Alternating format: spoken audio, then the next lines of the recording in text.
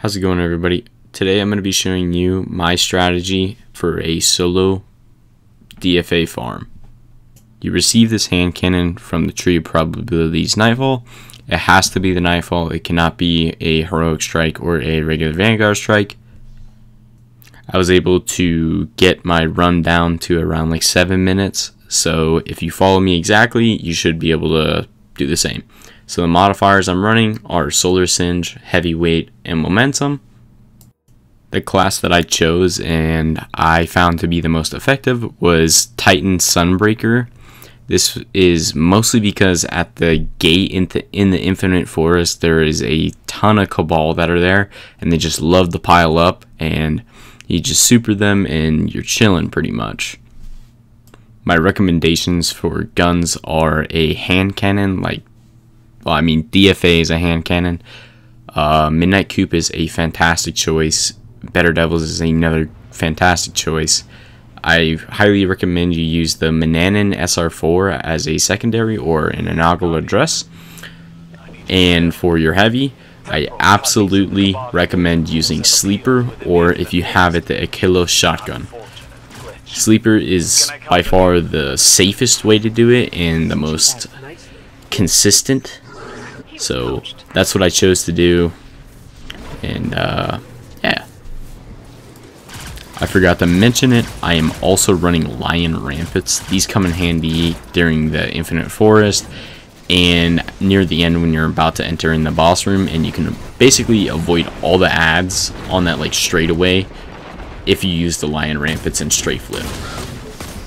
Okay, so once you get to this gate that you're seeing me like clear out the ads, all you have to do is kill the Legionaries, some of the Vex, and the Colossus. And it's a little difficult figuring out which Legionaries you have to kill, but they all pile up in this back corner right where I am right now. Eventually.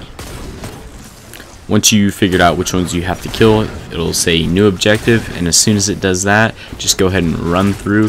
Don't even worry about shooting the ads unless you need to get a little bit more super energy. I usually like to go into the Infinite Forest with like a third of my super, because you're going to need your full super at the end, like where you have to kill a bunch of Cabal.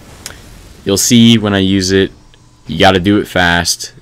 So now that we've made it through the main gate, we're going to be entering the Infinite Forest. So our main goal when we get in here is to kill as little enemies as possible, but still get our super for the gate.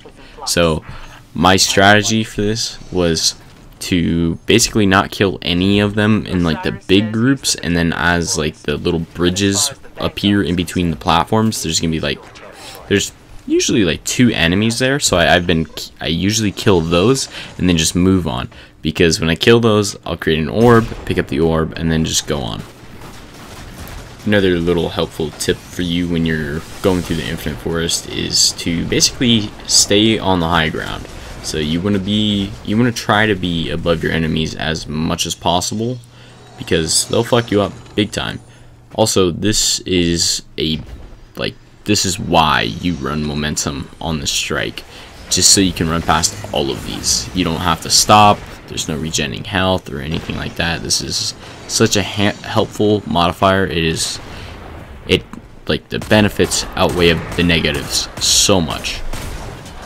Like I said earlier, I stop and kill the enemies like in between the big platforms, so like the big groups can't get to me, but I can still take out the little ones and create orbs, pick them up, and then get my super. As you can see, I am very, very close to my super. So I'm going to open up this gate, I'm going to kill, I think it was 2 enemies or something like that, and get my super.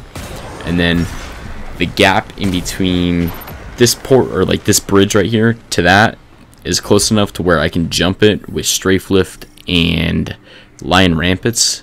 Another little handy thing, you don't have to get all the gates as long as you can jump across. So right here is when you need your super. So you want to get up here as fast as possible, get Momentum to proc, pop your super, and then get them all to group up and then just fucking go to town. So you gotta kill most of the Legionaries, and you have to kill all the Scions.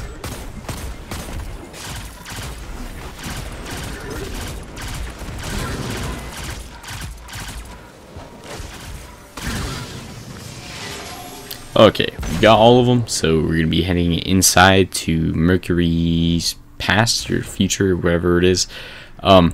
So this next part, everybody thinks that you have to kill stuff, but you actually do not. You can just jump right across where you're supposed to go across with your Sparrow. There's no reason to kill any of these guys. This is a quick little skip right here. It is extremely dumb how this is a thing, but it is. So you can actually do this on every single character. You don't have to be a Titan specifically. You can make it across every single character. You're fine. So I get on my Sparrow and then just keep going. I do end up getting shot by a Scion, so what I do is I get off as soon as possible, summon another Sparrow, and then just keep going. I definitely recommend you guys do that, because once that Sparrow is taken out, you get taken down to basically like a little flick of health, and it's just not good. You'll get messed up pretty bad. So just summon a Sparrow, just keep going, and I'll talk to you when we get to like the little bridge.